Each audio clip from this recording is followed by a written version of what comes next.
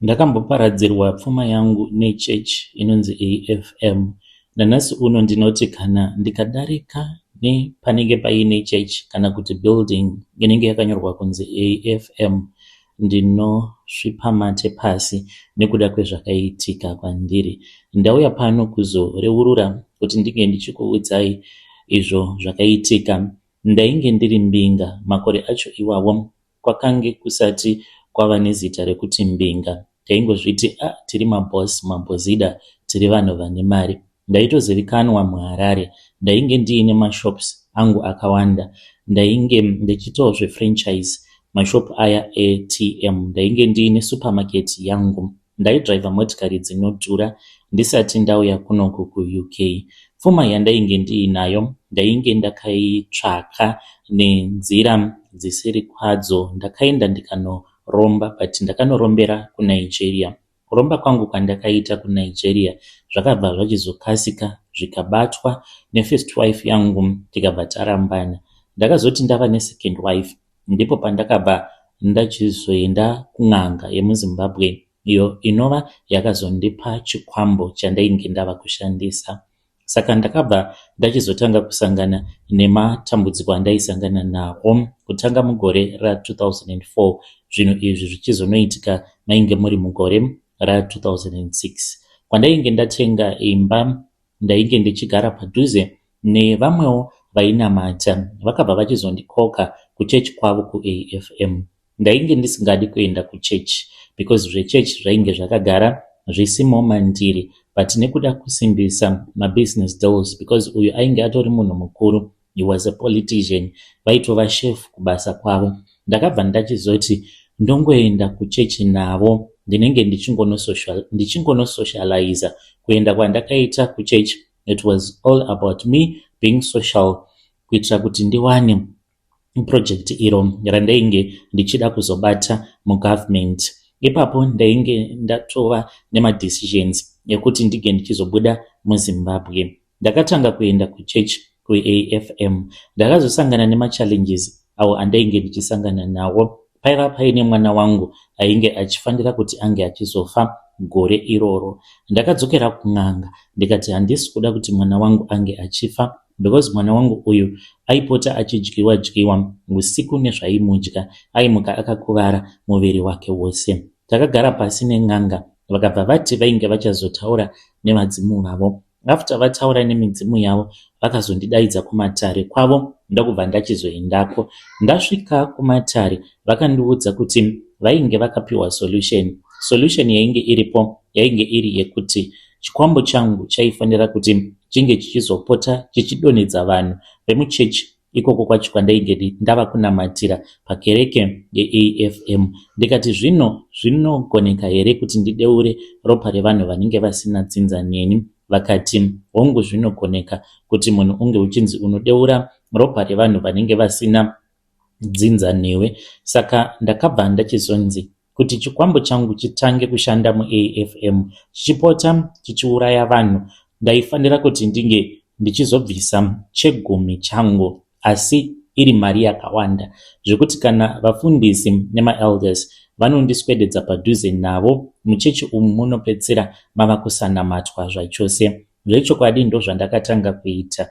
Ndakabva ndachizotanga kuwirirana nevamwe vamufundisi. Vamufundisi ava ndakakwanisa kuvabata pfungwa dzavo. Vainge vambori munhu ainge achinamata, but kubva zvandakatanga kuvapa zvipo vainge vasingachanamati. Kana vhangeri ravo pandakatanga kuenda kuchechi ikoko, vaiita sekunge vaiparidza vakanangana neni, asi kubva zvandainge ndakatanga kuvagamuchidza mari dzangu dzandaideketerera the previous night, vamufundisi vakatanga kuchinja vhangeri ravo. Vainge vava kutipa vhangeri rinenge riri soft. Vainge vava kuzivikanwa semunhu aigara achingotaura kuti muno mune vana vacheche vasati vakura, haungatangi nekupa mwana mucheche mabhonzo nekuti anodzipwa akafa. Ndaiziva kuti vainge vachitonangana neni, kunyangwe mumweya vainge vasingazvizivi. Vaitipa vhangeri rainge riri soft zvekuti kana varoi vainge vava kutoita playground yavo paAFM ipapo. Zvechokwadi mari ndainge ndichivapa.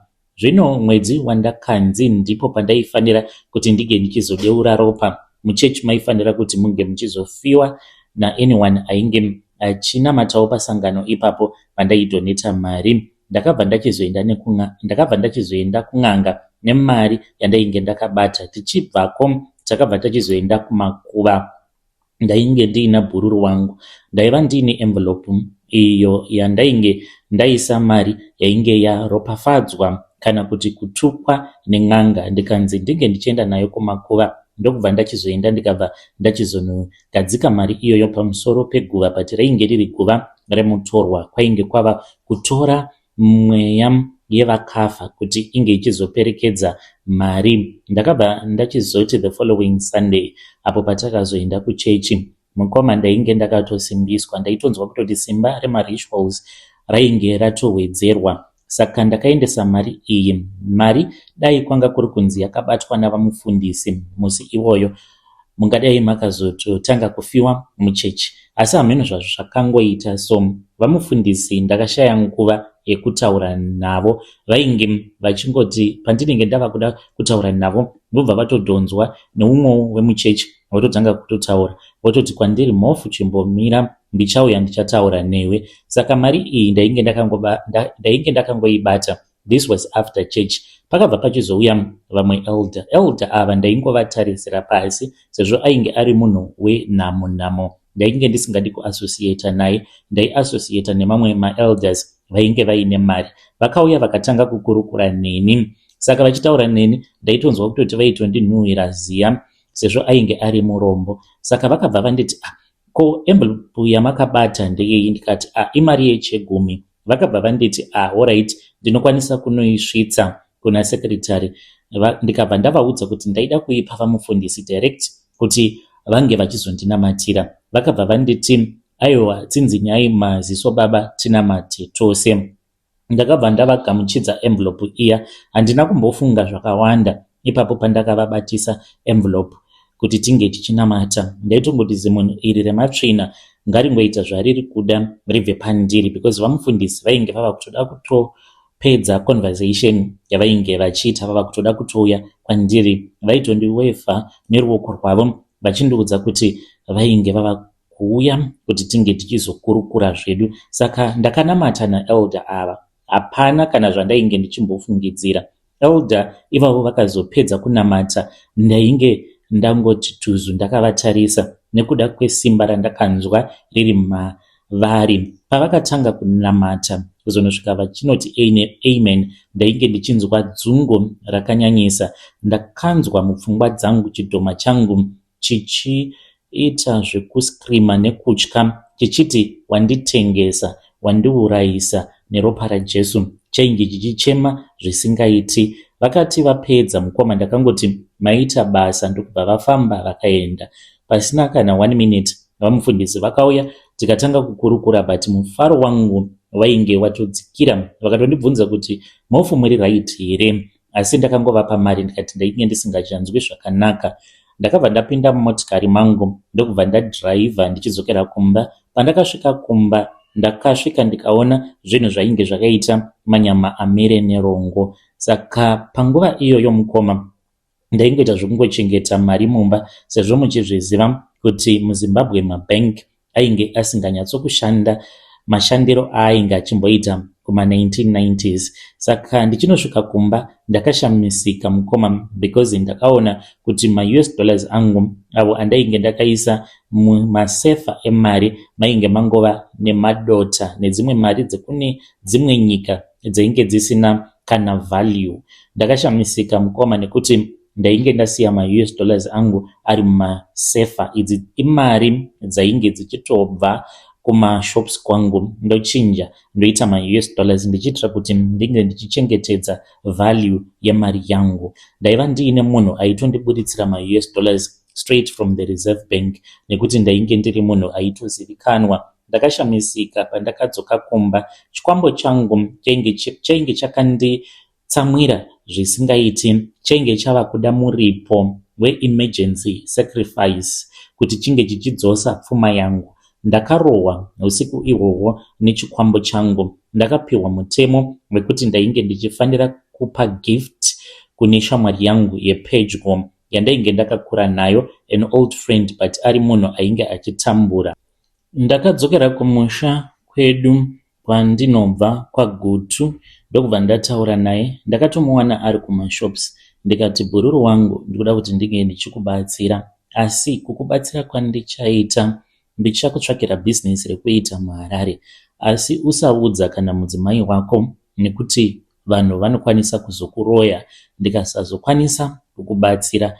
Akafara chaizvo, ndikaenda zvangu kumba. Saka ndakazomutora, akanyepera mudzimai wake kuti ainge awana basa muHarare, ndokubva ndaenda naye kuHarare. Ndinosvika muHarare ainge ava kugara kumba kwainge kuchigara vashandi vangu. Ndikamuudza kuti ndainge ndichida kuti ange achivhura shop, saka akabva achizovhura shop mumasvingo. Ndini ndakatomupa stock yekuti ange achivhura shop yake.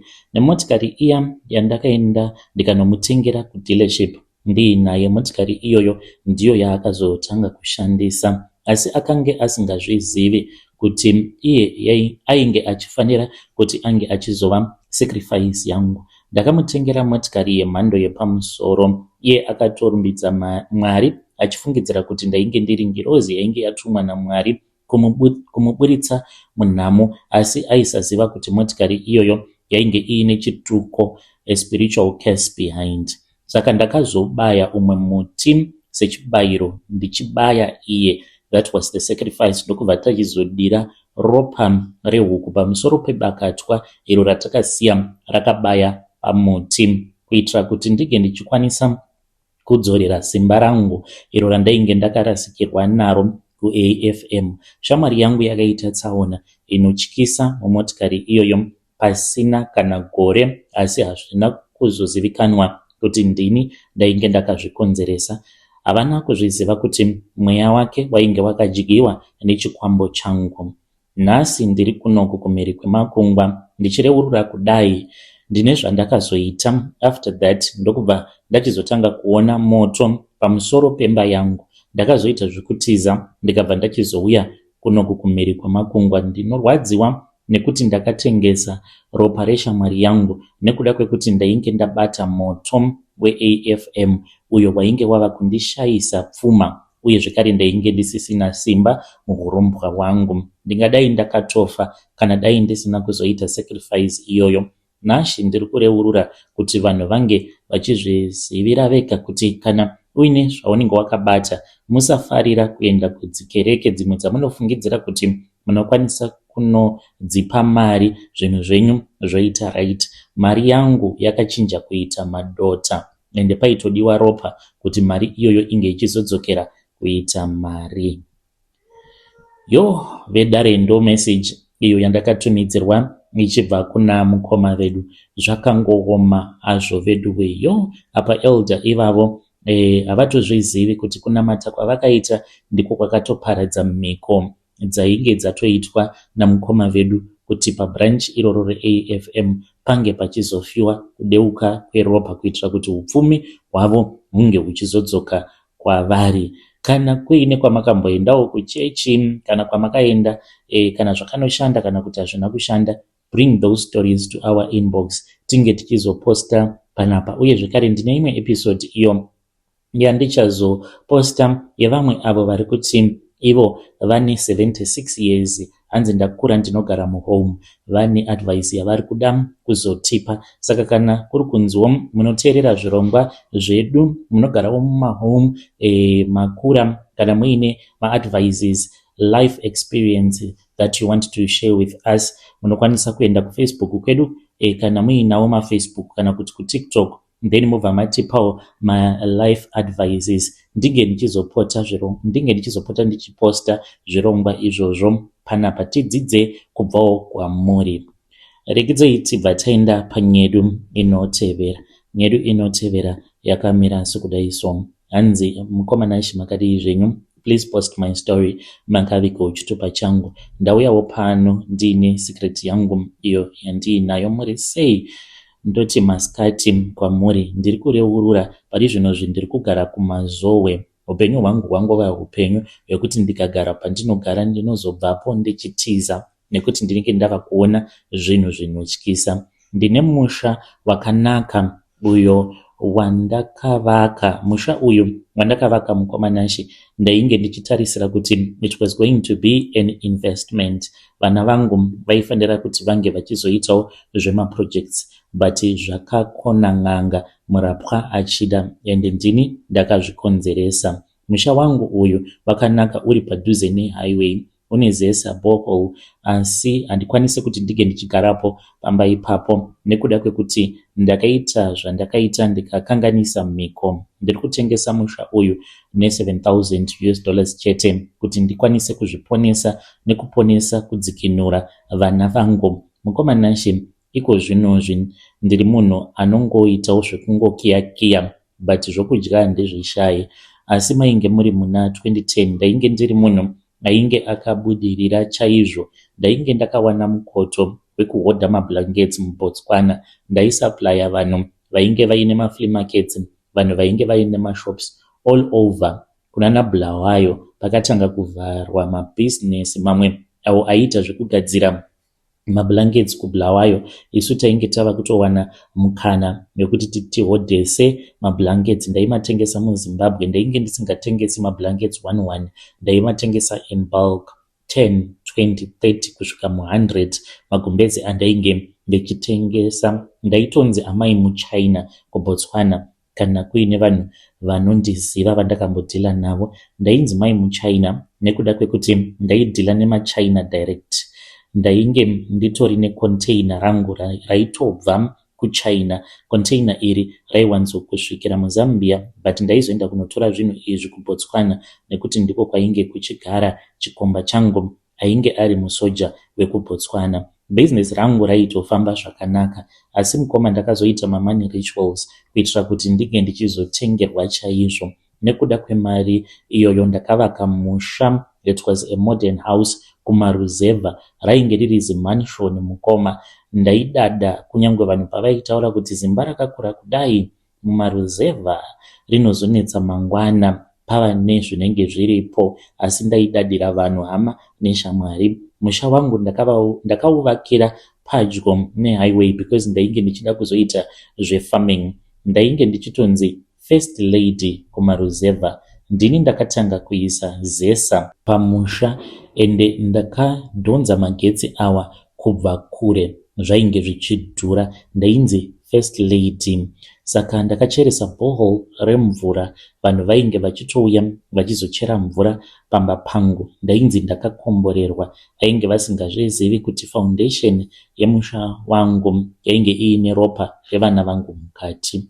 Nekuda kwekuti ndaidanana nemusoja wekuBotswana, vanhu vaingofungidzira kuti ndainge ndichidya mari dzake, but chainge chisiri chokwadi. Mukomanachi ndaisaziva kuti mhedzisiro yacho yainge ichazotyisa kudaro. Vana vangu vatatu, vaviri vakazongotanga kungopenga zvainge zvisinganzwisisiki nekuda kwemarituals andakaita. Musha iwoyo uyo wandainge ndakaitirawo sacrifice, wandaidada nawo, iko zvinozvi wangova dongo. Panotyisa pamba ipapo ende munogara zvimbwa mupengo. Imbwa idzodzo kunyangwe dzikambodzingwa, dzimwe dzikaurawa nevanhu vemuvillage, nekuti vanotya kungoziva kuti pane zvimbwa mupengo, nekuti pane dzimwe nguva dzekuti zvimbwa mupengo izvi zvinowanda pamba ipapo. Dzinenge dziri kana 10 kana kuti 20 dzinenge dzichigara pamusha ipapo komazizi. Panotyisa. Ndakasvika pakutiza pamba ipapo nekuti ndainge ndava kuti usiku hwose ndaiona vanhu vakafa vaiuya kwandiri vachindirwisa, nevanhu vemuvillage vakavigirwa mumavillages vainge vachiuya usiku vachindirwisa, vachifamba-famba mumapassages vachichema, even though ndisirini ndakavauraya, but vaingoya kuzongochema kwandiri, vamwe vachindirova. Saka ndakasvika pakutiza ndikabva ndachizouya kuHarare. Ndiri kureurura nhasi nekuti ndava kuda kutengesa musha uyu. Ndiri kuda $7,000 chete. Musha uyu une maoptions akanaka chose emaprojects nekuti nzvimbo yacho yakakura, iri muhighway. Pane transformer rezesa riri pagate. Chinoda kuzongogadziriswa chete pamusha apa iborehole, nekuti borehole racho rakatokolapsa, asi nzvimbo yacho ine mvura yakawanda. ndiri kutengesa nekuti ndiri kudawo kuwana something kubva painvestment yandakaita. Of course kana ndikawana $7,000 haizoenzani nemari yandakaburitsa. Ndaneta nekuramba ndichingotiza mhepo dziri pamusha ipapo. Ngomanashe kana kuine munhu anenge achida kuinvesta anokwanisa kusiya namba dzake ndozotaura naye. Please ndiyamureiwo zvinhu zvakaoma. Ndiri kudawo at least something back kubva painvestment yandakaita. Ndinenge ndiri mucomment section.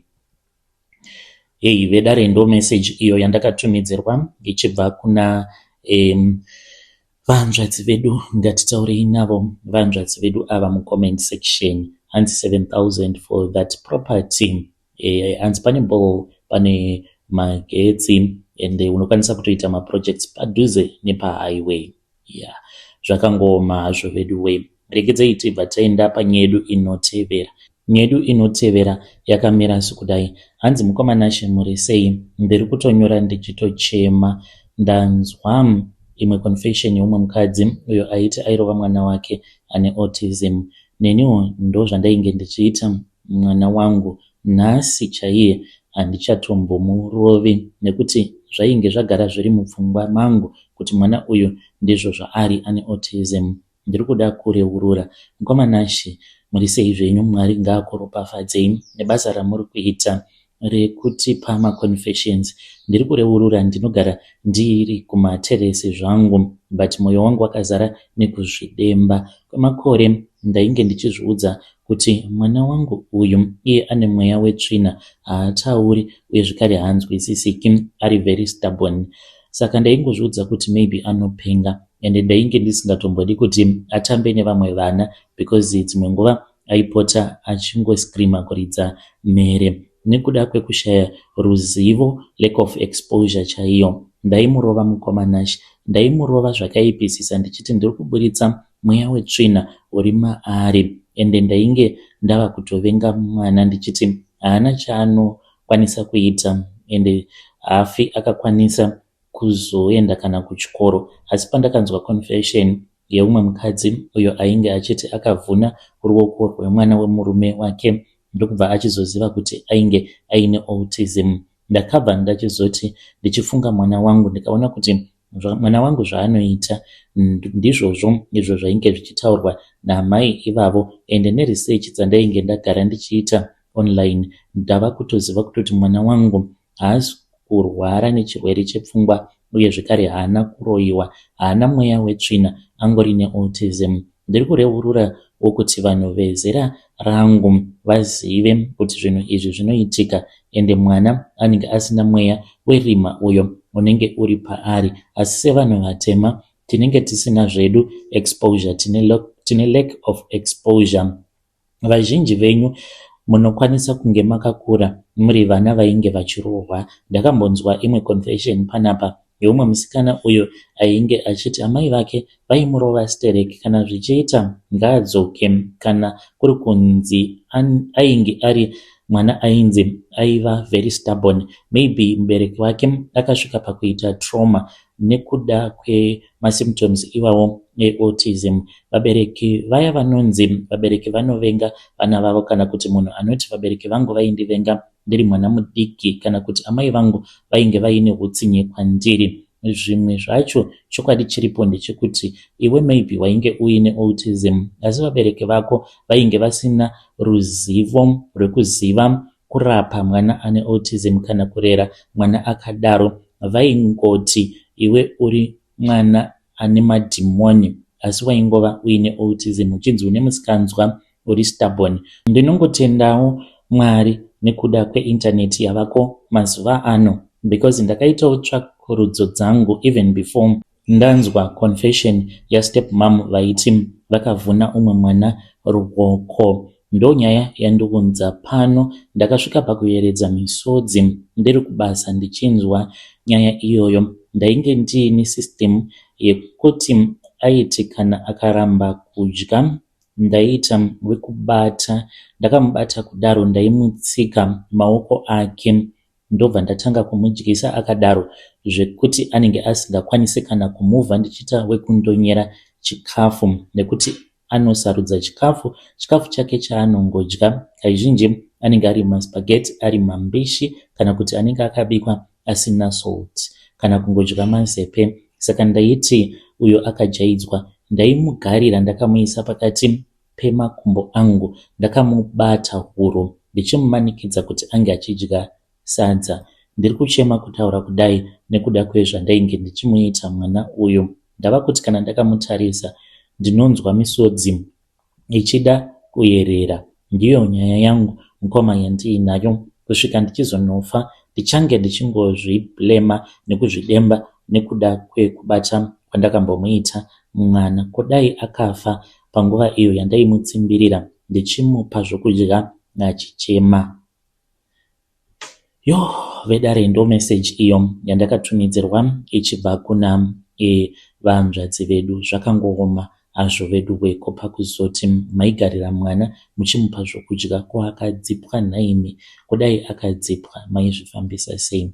Ngatibatsiranei mucomment section kunana chiremba kana kuti kune vanenge vachiziva kuti vana vanenge vakadaro vanenge vasingadi kudya zvakaita sesadza, ndezvipi zvimwe zvikafu zvamunoziva zvavanofarira kudya vana vakadaro? Munokwanisa kuuya kuinbox kwangu then mondinyorera ndozoverenga kana kunyora mucomment section so that tose tinge tichizodzidza. Please if you know please tell us tibatsirikane. Hanzi mwana ndaimurova ndichiti ane mweya wetsvina, saka ndichirova mwana ndaiti ndiri kudzinga dhimoni riri maari rinokonzeresa izvozvo zvaanoita.